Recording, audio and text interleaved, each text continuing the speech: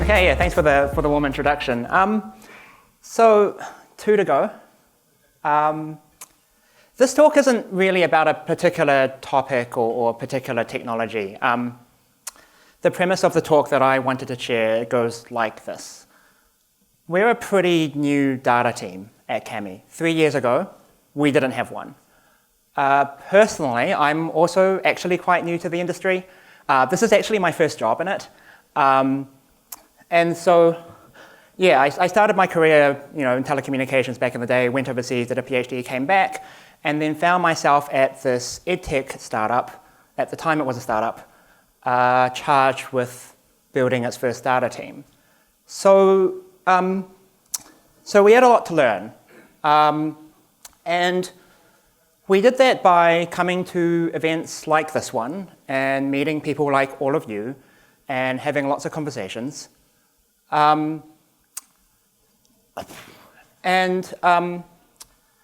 had to figure out what was sort of normal for other data teams. And since then, we've come a long way. So what I wanted to share today is a little bit about a bit about the work that we've done in the last 2 to 3 years, a little bit about what became normal for us at CAMI. Some of what I'm about to say might resonate with you quite a bit in some of the work you've been doing in your teams. Some of it might strike you as, you might look at it and go, that's a bit dumb. Who in their right minds would think to do that? And if that's the case, then fantastic. That's a conversation I'd love to have. My talk will have achieved its goal.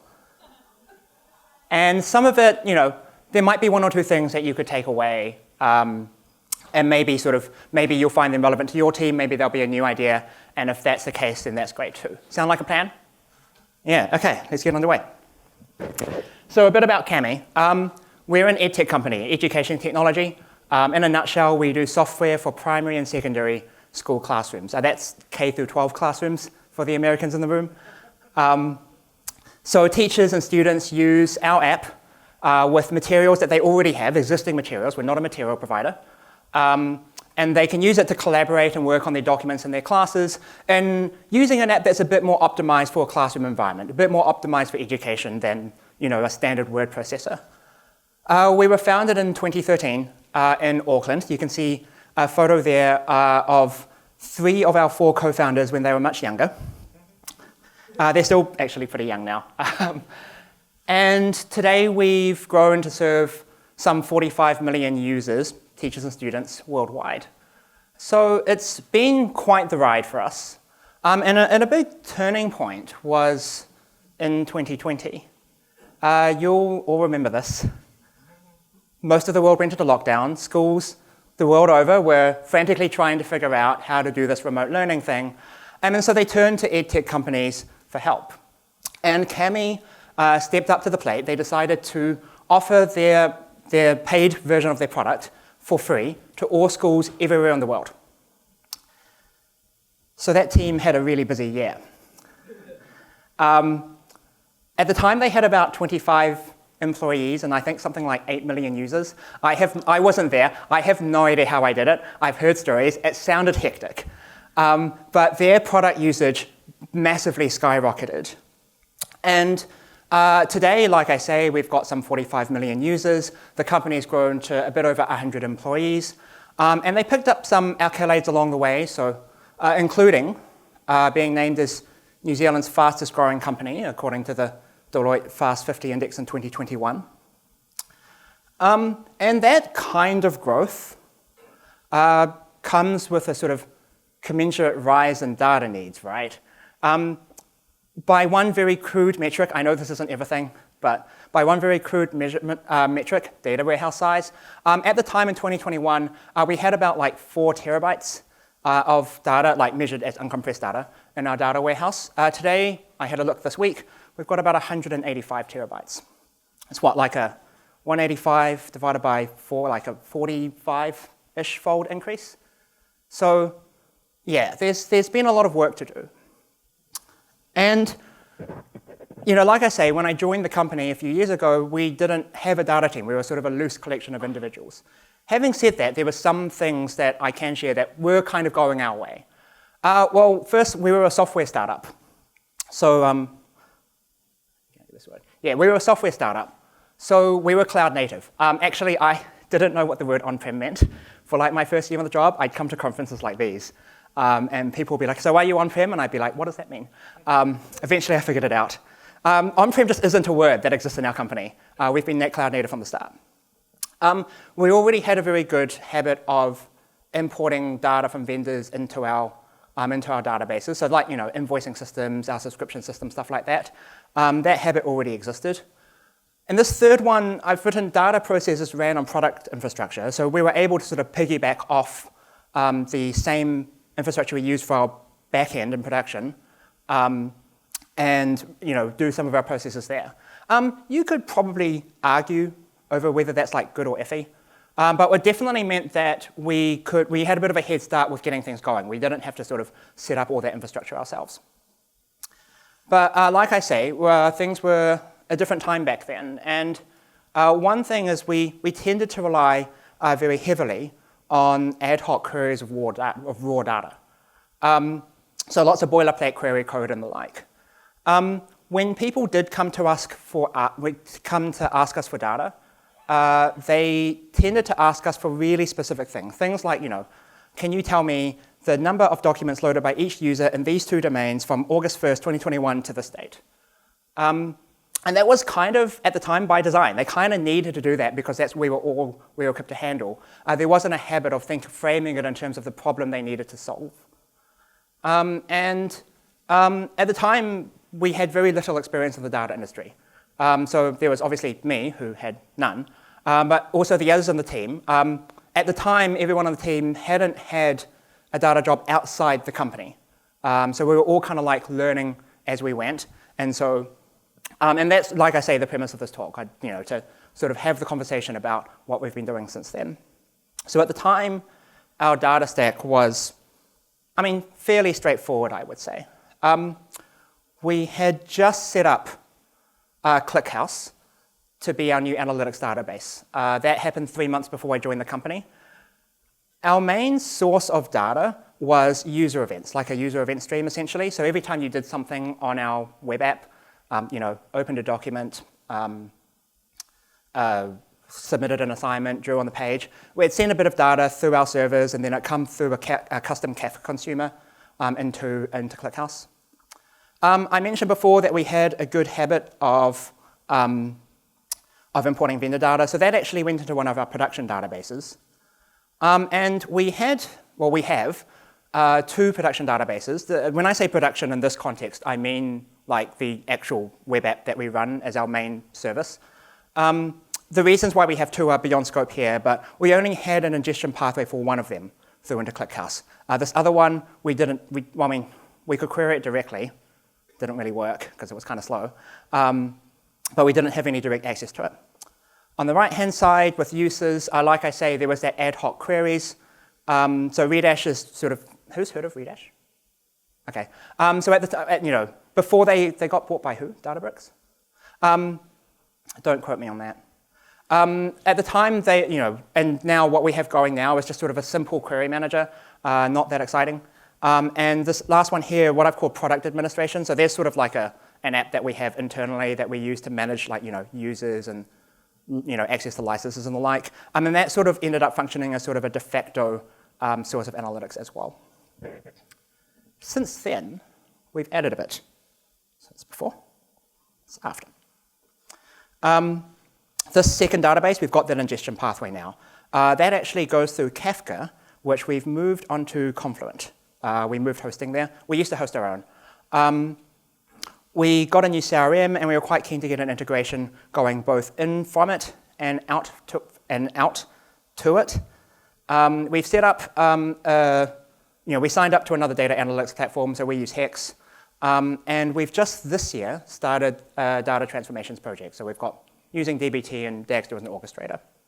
We'll talk all about this in a second. And all this was in service of 3 major goals that we had. I imagine these will probably look pretty familiar to most people in this room, yes? So we wanted to automate business as usual, rather than sort of spend time turning around the same queries with slightly different parameters. We wanted to automate that away. We wanted to democratize access to data. So rather than have people always go through us and act as sort of, well, to sort of, you know, to need to wait for us to action something before they could get it, we wanted them to be able to access it themselves. And we wanted to understand our business, not just do those naive data pools, but we wanted to, you know, be able to provide our sales and marketing and product and engineering teams with, you know, insights they could use. Yeah. So standard goals. Okay. What I'm about to do is take you on a whirlwind tour through 5 of the major projects that we've done. Each of them could be a 30-minute presentation in its own right. It is not my goal to give you a full understanding of each of them. But what I do want to do is give you a flavor of the types of things that would become our normal in some sense, that would become the things that we needed to do in service of these goals. Okay, so let's get underway. Firstly, that second production database, CockroachDB. The goal is quite straightforward, right? To get data from one database to another database. There's a lot of it, so the technical side is a bit more involved, but it turns out that you can use Cockroach's change data capture. It publishes to a Kafka topic. Kafka, like I say, is now for us hosted in Confluent. And ClickHouse has an integration with Kafka that can read directly from it.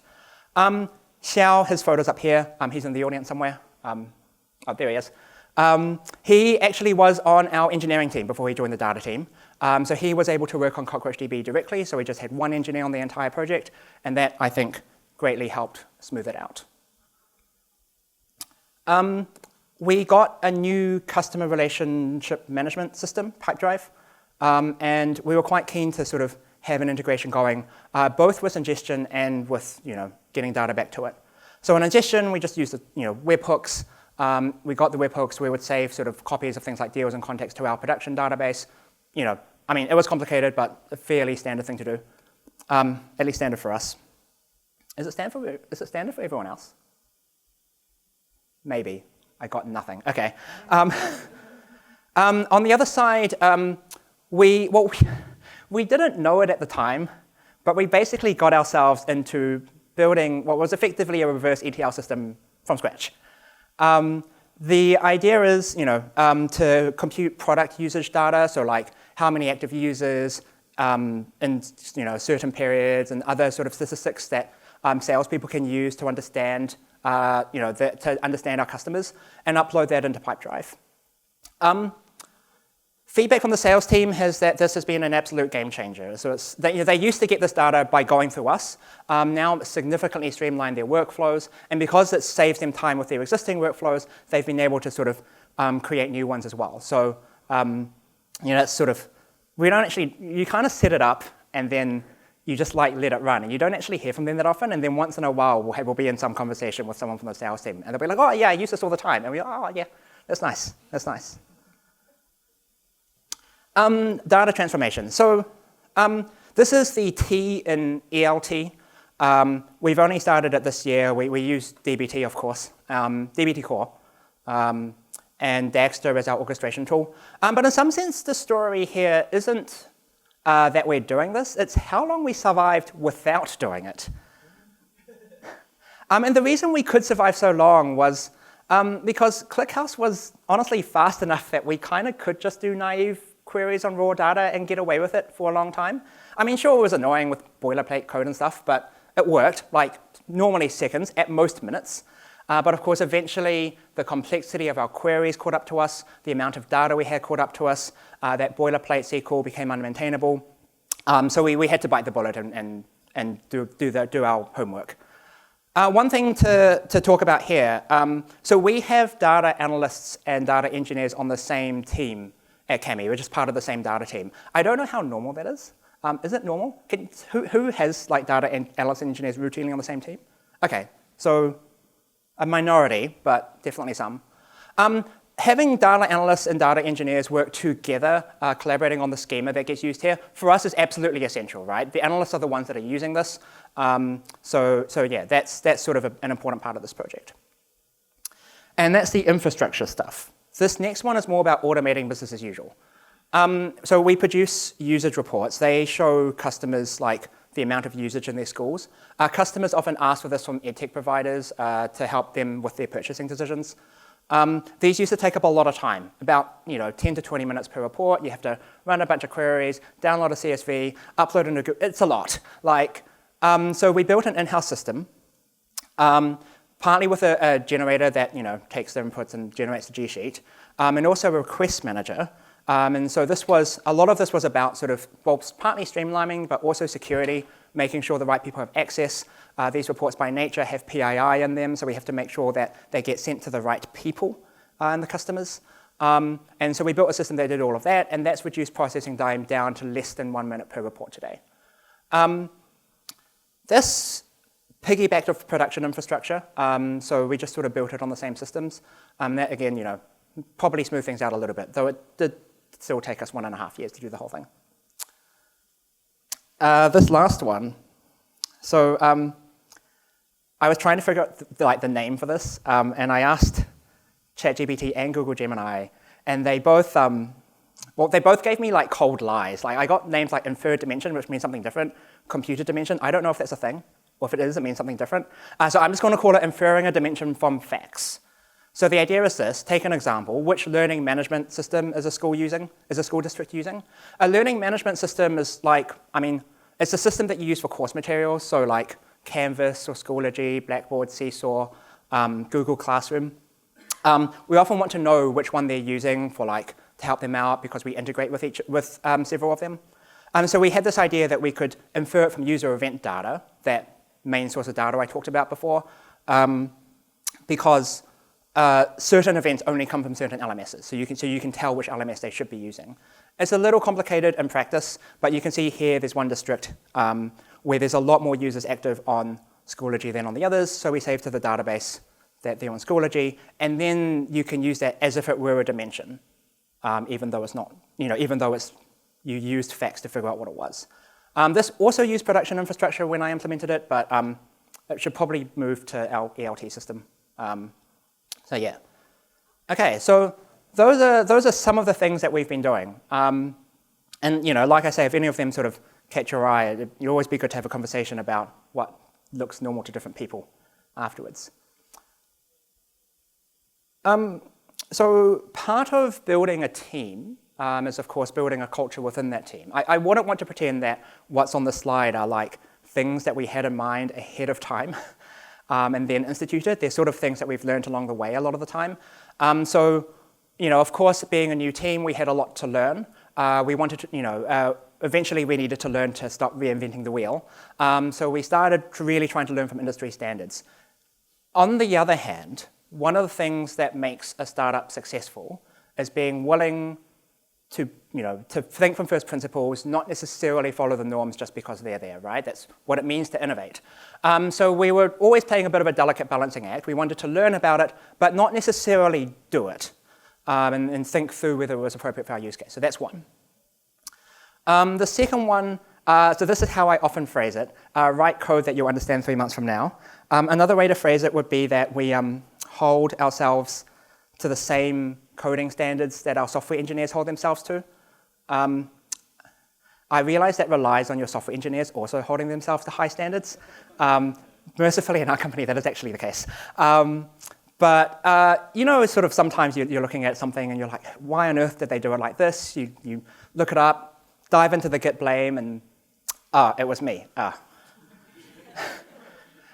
We get saved, probably at the moment, every other week, by having documented why we made a decision at the time. And so that's a really important part of what we do.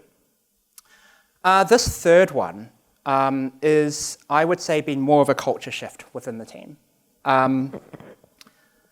We're pretty helpful people by nature, right? As data folks, it's our job to support the rest of the company in making better decisions and doing their jobs. We want to help the sales and marketing and product teams, with their work. So we tended to when there was a request, we tended to prioritize it. And eventually there came a point where we needed to appreciate, for us, that we had to be willing to invest time in ourselves in order to lift our capacity to help the rest of the company. So I ended up sort of saying we need to save our own, like if you're choosing things to do, save our own time before saving others. This is an uncomfortable principle, I'm not going to lie. It's not one that I like saying, because it feels kind of selfish, but you have to realize, or at least we eventually realized we needed to be willing to take that step. One more, not so much a principle, just an observation.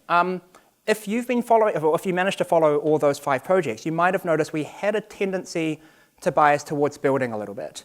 Not always, like sometimes we buy, but probably we sort of tended to build maybe a little bit more than other companies might. I still struggle with this today.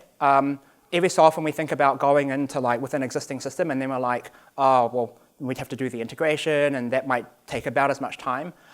So that's definitely a conversation that I'd love to have with a lot more people. I've heard it talked about at some conferences before, often without conclusion. So yeah, that's a thing. And we've still got a long way to go. I would say we have not yet succeeded. Oh, don't do that.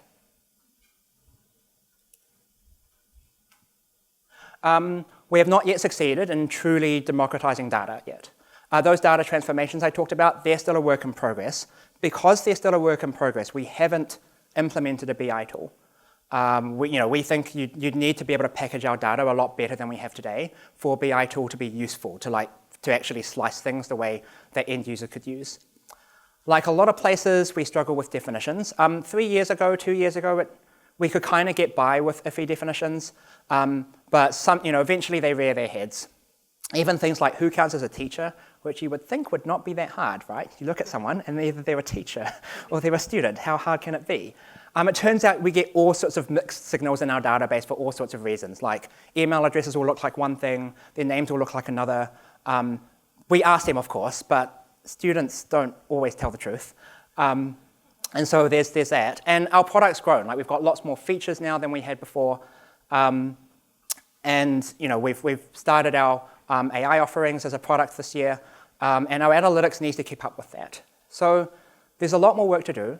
And if that, by chance, happens to sound like you, we're always looking for good data engineers to join us on our journey. There's definitely no shortage of work to do. So if maybe you're looking for a new challenge, definitely I'd love to have a chat with you. And you can see some elements of things that we do inside and outside our office on the slide, if that looks like your thing. That's all I had to say. I intentionally left a lot of time for questions and the somewhat bold assumption that there might be some. So yeah, thanks very much. Firstly, how about a round of